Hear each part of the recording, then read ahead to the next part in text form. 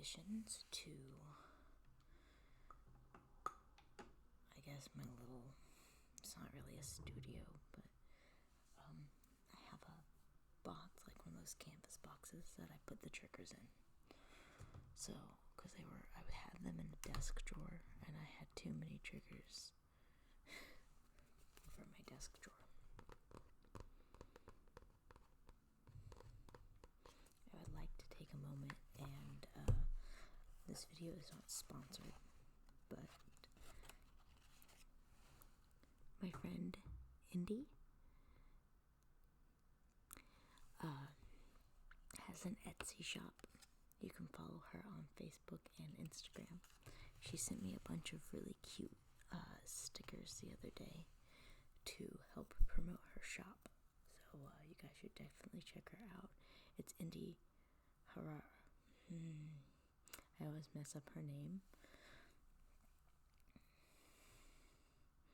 Haruhi is how I say it, but I always say it wrong. It's INDIEHARUHI.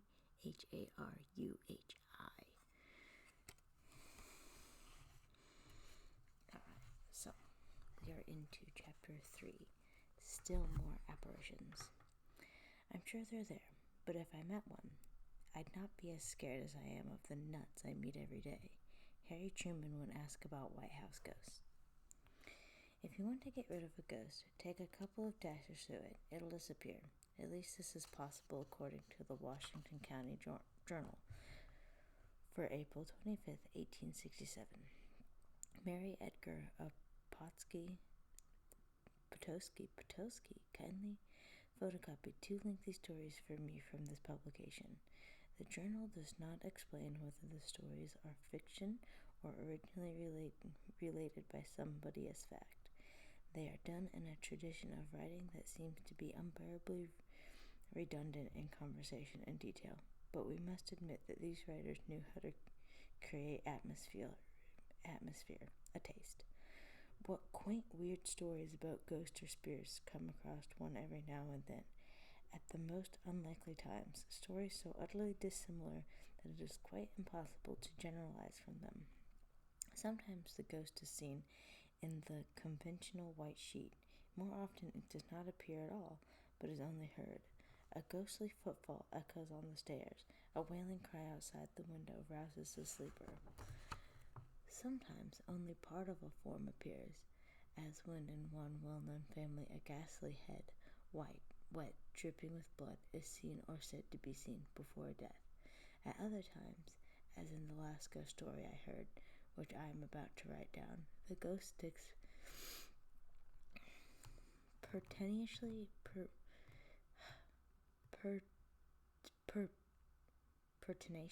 to the same room in the same dress and mutters the same words. The narrator then relays a friend's experience while visiting at a Grasgarth Hall in North Yorkshire, England. Chatting one summer evening just before the candles were brought in, the friend learned of an aristocratic family that had formerly owned the place. By 1745, a year of rebellion, only 2 survivors remained, twin brothers. These were James the younger and Sir Hugh, older by only half an hour. When the undescribed unrest began, a prince wrote requesting the brothers' help, asking them to bring every man they could muster. Gotta sneeze. Sir Hugh asking them to bring every man they could muster. Sir Hugh excitedly began planning an immediate departure with all their able-bodied servants. James was alarmed at what this could do to the operation of their farm, and objected passionately. He argued that it was foolish to risk livelihood and lives just for the sake of a prince's conception of his honor. The result was a bitter quarrel, made even worse by the fact that both brothers were drinking heavily. Servants who had been eavesdropping were relieved when the 2 reeled off upstairs to their beds. But next day, neither of the men could be roused for breakfast. About midday, having found James's room empty, the servants broke into Sir Hugh's room and discovered him dead, his head in a pool of blood they assumed had come from falling or being thrown against the bloodied marble fireplace mantel. James was crouched in a chair, eyes vacant, muttering over and over, "I didn't do it, I didn't do it." The story was that James never regained his senses, and that Hugh's spirit walked uneasily. The guest said this story did not trouble his sleeping in the least that night, but on a subsequent visit he was assigned a different room, one with a massive, elaborate marble chimney piece incorporating the mantel. About an hour after falling asleep, he awoke with a start, as if someone had spoken to him. Sitting in a chair by the fireplace was a man with a face white and ghastly. The personage wore a full wig with long formal curls, and a sudden flare-up of the flickering dying fire showed an embroidered vest, clearly with long flapped waistcoat and knee breeches. The figure's lips moved continuously. For what seemed several minutes, the apparition stayed in disguise, and it must have looked like a living person despite the antique clothing and wig, because the guest asked him who he was and why he was there. The fire's light temporarily disappeared altogether, as is typical when fires are dying. Its next flare-up showed the man standing, staring into the flame, lips still moving. "I then thought I could see through the figure," the guest had told his friend, "but not distinctly, for he was between me and the seat of the chair, and while I could just see its back plainly, the rest was obscured by a fog." Gathering all his courage, the guest rose from his bed and walked to the figure, which took no notice of him, but kept looking into the fire, now audibly muttering, "I didn't do it, I didn't do it." So here, before 1876, we have another walkthrough portrait, though it might more accurately be called a run-through, for the guest charged on the image as if to attack. The effect he described was, "A fog seemed to hang around, and a clammy chill made my skin creep, while a faint sickly taste and smell made me throw myself almost fainting into the chair and close my eyes."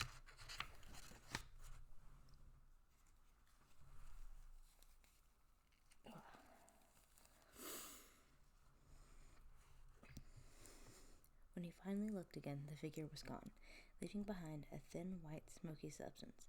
But as the guest watched, this slowly compacted back into the shape of a man. Incredibly, the guest charged it again, and this time, though he once more had the sickening taste and other sensations, the figure did not return. The guest apparently did not explain to his friend why he felt compelled to attack the figure a second time. He says only that he pulled the coverings over his head and remained so until daylight, certain from time to time that he heard the monotonous mutter, "I didn't do it, I didn't do it." He ended his story with typical British understatement. "You may imagine that I never slept in that room again." Another ghost with a goal.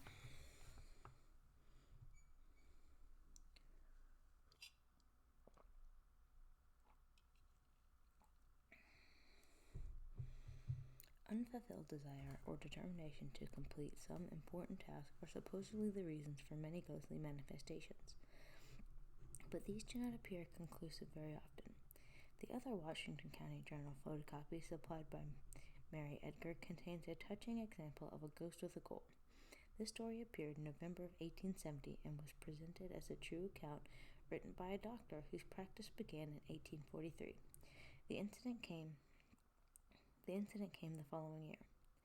Being at the time eager for any patients he could get, the doctor had set up a bell that could be rung from the street if someone needed emergency help. For three straight nights he was awakened by the bell's ringing, but, he said in a timid, tentative way, each time he dressed and rushed down only to find nobody in the street or anywhere in sight. Intent on solving the mystery, the doctor stayed up the next night and stationed himself near the door so he could open it before the bell ringer escaped. His plan worked, and what he found was a little girl of maybe 9 years, barefooted though it was winter, dressed in only petticoats, clutching a piece of blanket around her body instead of a coat. Rather than feeling wrath, the doctor was, of course, overcome with pity and concern. He asked the child what she needed. "Mama is dying. Come quick, sir," the child said, her lips moving slowly, as with great effort. She admitted having been at his bell before, and she led him through the streets. He was able to find out that her name was Susie, but she would say nothing else. She led him to just the kind of trashy alleys he expected, and up 3 flights in a slum house to the unheated garret. There he found a woman beyond his help, delirious and barely alive, the child having disappeared once he was in the attic. The doctor asked where she was, realizing she needed to be taken to refuge. "She's over yonder," the mother managed to whisper. "Starved, I guess. Been dead these 3 days. Taking the failing candle, the doctor walked across the room to what appeared to be only a pile of bedding. There, as anyone who's ever read a ghost story could predict, was little Susie. Though obviously not newly dead, the doctor had no doubt she was the same little wanderer who exerted herself bravely to try to help her mother. A notation at the end of the story said it had first appeared in Lippincott magazine. Nothing indicated whether it was actual acknowledged fiction or perhaps based on fact. A contrite mother. A shorter and more modern, purposeful ghost was described in one of Jim Longo's books, Ghost Along the Mississippi. This was a conventional ghost, white, indefinable, related to the history of a house. She, for the first person to see her, was certain of the femininity. Goodness gracious. First appeared when the residents' family's children were ill. It was not a life-threatening situation, but very stressful for the mother, because more than one child was sick at once, and she had to attend them day and night. She first met the entity in a hallway and was terrified. Later, when she found the thing sitting on the edge of a child's bed, she was aware of something weary and loving in its posture. As happened so often, the woman's husband was skeptical of her account, rather understandably, since she said the entity had neither arms nor legs, and that she could see, but she was certain it was a woman. He said that an anxious mother, short of sleep, could easily hallucinate. Within their daughter, unaware of her mother's experience, reported one very similar. At that point, the father began researching the house to see what might have happened there and would cause haunting. He learned that among former tenants had been another couple with a few young children. The father of that family, however, developed heart problems and could barely summon strength to maintain family income through his job. The yard and house exterior soon began to look neglected, and his wife fretted. At times she urged him to do just a little outside work. When he finally did undertake some repairs, he collapsed and died. The wife was, of course, distraught, feeling that she had robbed her children of their father. Obsession threw her into a depression that ended with her killing herself in the bathtub. This is a classic example of one theory about the ghost. Afterlife realizations of the consequences of actions can cause guilt so deep that a spirit finds rest impossible.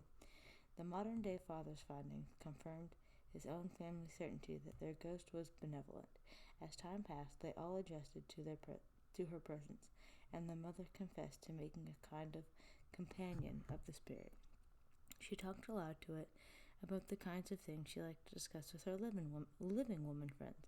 Though she sensed a pleasant response to her conversation, the mother said their ghost's greatest activity came during illness or other stressful times.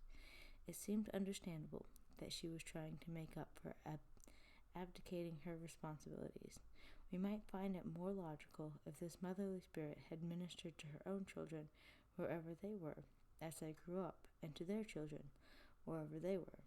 But maybe she did. Maybe a ghost can be in more than one place at a time, or can easily go from one place to another as needed. What do we really know for sure about ghosts? Ward's Fog. Another apparition variation comes from Frank Ward's book Close Behind Thee, published in 1998. In 1998, and he presents it as is happening to him in Ozark County. The year was 1941, with World War II in progress. Ward was a serviceman who had been visiting his parents in West Plains, but wanted also to see his grandparents in December. In Decanter, Illinois. Goodness gracious, I can't read tonight. Before his leave was up, because he was going overseas, he had no way to travel but by hitchhiking. Safer then than now. When one of his rides ended at a rural crossroads, Ward began walking and described it as not too unpleasant. Though the night air was chilly, a fairly bright moon enabled him to see well enough. Edges of the road were a bit gloomy because he was in fringes of the Mark Twain forest, and trees came close on both sides. After an hour or so of walking, Ward sat down at the side of the road to rest, apparently not dismayed that he could see no town or farm lights, and that only a couple of cars had passed since he began. The peaceful view ahead of him included a dip in the road where fog began to gather, like a silvery blanket, he said. Then, to Ward's alarm, the scene became decidedly eerie. The fog swirled into a column about 8 feet high and gradually took on the shape of a man. This was only about 20 feet away, and as Ward watched, the strange formation turned towards him. He describes breaking into a cold sweat and being ready to flee. The image, however, melted back into fog and disappeared. Understandably reluctant to walk into what he had just witnessed, Ward turned back in the direction he had come, telling himself he'd walk all the way home to West Plains before he'd go into the remnants of fog remaining in that frightful low place. Fortunately for him, a bus came by, and though he had no money for fare, Ward was able to catch onto the ladder and cling there until the bus stopped in a town where he jumped off unnoticed. "I thought I would freeze to death," he commented about the time he spent in the vehicle's slipstream, but anything was better than walking into fog that he knew could shape itself into something else. A note about the bus ladder. At that time, luggage was stored up on top of buses, reached by a metal ladder that curved over the end of the vehicle and onto the roof. This story is one of the few we have with an outdoor setting on an atmospheric night, and brings to mind this quotation from August Derleth's story, The Lonesome Place. "You who sit in your houses of nights, you who sit in the theaters, you who are gay at dances and parties, all of you who are enclosed by 4 walls, you have no conception of what goes on outside in the dark in the lonesome places."